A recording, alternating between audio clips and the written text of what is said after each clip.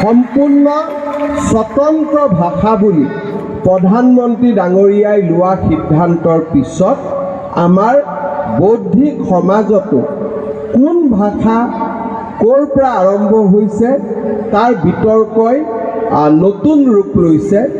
বঙালী আৰু অসমীয়া ভাষাৰ মাজত প্ৰতিযোগিতা নোহোৱা হৈছে আৰু আমি অসমীয়া ভাষা ব্যৱহাৰ কৰা লোকসকলে বিভিন্ন শিলালিপি, বিভিন্ন পাণ্ডুলিপিৰ জৰিয়তে আমাৰ ভাষাৰ অতীত, বৰ্তমান আৰু ভৱিষ্যতৰ চিন্তাত আমি মনোনিৱেশ কৰিছোঁ।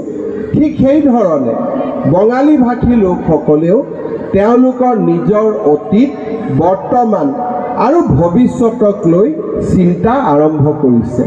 মই ভাবোঁ বঙালী ভাষা আৰু অসমীয়াৰ মাজত প্ৰতিযোগিতা নোহোৱা হোৱাৰ ফলত এতিয়া দুইটা ভাষাই উত্তৰণ আৰু উন্নয়নৰ ফালে গতি কৰিব।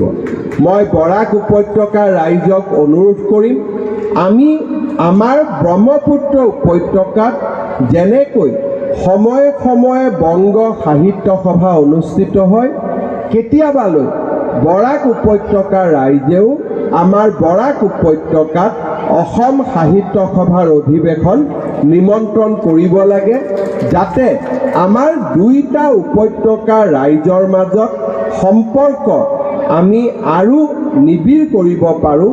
প্ৰতিযোগিতাৰ পৰিৱৰ্তে দুইটা ভাষাই পৰস্পৰক সহযোগিতা কৰি আমি আগুৱাই যোৱাৰ পথ মুকলি কৰিব পাৰোঁ।